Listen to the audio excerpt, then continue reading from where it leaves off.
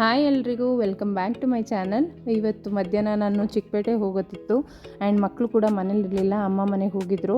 So ನನಗೆ ಅಂತ ನಾನು ಓವರ್ ನೈಟ್ ಚಿಯಾ ಪುಡ್ಡಿಂಗ್ ಮಾಡ್ಕೊಂಡಿದ್ದೆ. ನನ್ನ ಹಸ್ಬೆಂಡಿಗೆ ಮಧ್ಯಾಹ್ನ ಅಡುಗೆ ಮಾಡಿಟ್ಬಿಡೋಣ ಅಂದ್ಬಿಟ್ಟು ಈಗ ಜಾರಿಗೆ ಈರುಳ್ಳಿ, ಚಕ್ಕೆ, ಲವಂಗ, ಟೊಮೆಟೊ, ಶುಂಠಿ, ಬೆಳ್ಳುಳ್ಳಿ ಇಷ್ಟು ಹಾಕಿ ಮತ್ತು ಮಟನ್ ಸಾಂಬಾರು ಪುಡಿ ಮನೇಲಿ ಮಾಡಿರೋದು ಅದೊಂದು 2 ಸ್ಕೂಪ್ ಹಾಕಿದ್ದೀನಿ.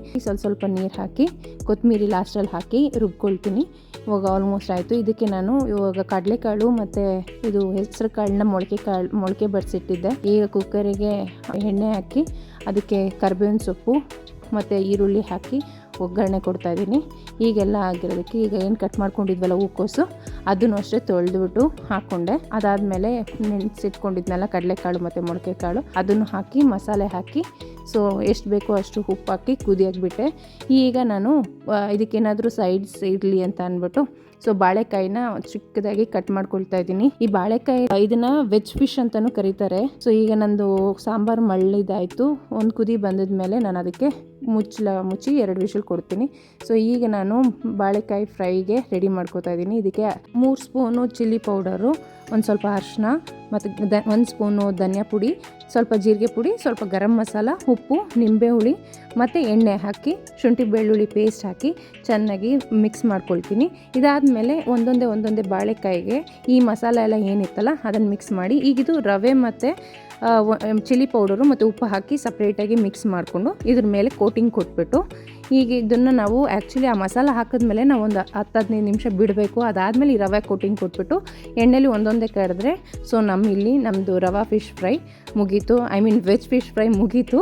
ಸೊ ಈ ಥರ ಬಂತು, ತುಂಬ ಚೆನ್ನಾಗಿರುತ್ತೆ, ಟ್ರೈ ಮಾಡಿ. ಆ್ಯಂಡ್ ಇದು ನನ್ನ ಚಿಯಾ ಪುಡ್ಡಿಂಗು ಓವರ್ ನೈಟೇ chia seeds, oats, jaggery powder ಎಲ್ಲ ಹಾಕಿ ಹಾಲು ಜೊತೆಗೆ ಮಿಕ್ಸ್ ಮಾಡಿ ಎತ್ತಿಟ್ಬಿಟ್ಟಿರ್ತೀನಿ. ಬೆಳಗ್ಗೆ ಯಾವುದಾದ್ರೂ ಆಪ್ಷನಲ್ ಫುಡ್ಸು ತೊಗೊಂಡು ತಿನ್ಕೋಬೋದು. ಸೊ ಬ್ರೇಕ್ಫಾಸ್ಟ್ ಮುಗೀತು. ಈಗ ಚಿಕ್ಕಪೇಟೆ ಕಡೆಗೆ ಹೊರಟ್ವಿ.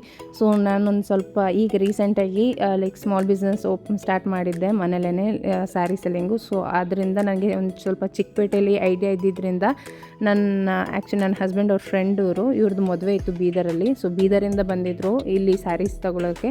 ನನಗೆ ಇಲ್ಲಿ ಚಿಕ್ಕಪೇಟೆಯಲ್ಲಿ ಕೆಲವೊಂದು ಗೋಡೌನ್ ಗೊತ್ತಿದ್ದರಿಂದ ನಾನು ಹೋಗಿ ಅವರಿಗೆ ಶಾಪ್ ಮಾಡಿಸ್ಕೊಟ್ಟೆ. ಸೊ ಇಷ್ಟು ಕಲೆಕ್ಷನ್ಸ್ ಇತ್ತು, ಅವ್ರಿಗೂ ಇಷ್ಟ ಆಯಿತು. ಕೆಲವೊಂದು ಆಪ್ಷನಲ್ ಆಗಿ ಇಟ್ಟರು. ಆ್ಯಂಡ್ ಫೈನಲಿ ಒಂದು ಆಲ್ಮೋಸ್ಟ್ 20-25 ಸ್ಯಾರೀಸ್ ತೊಗೊಂಡ್ರು.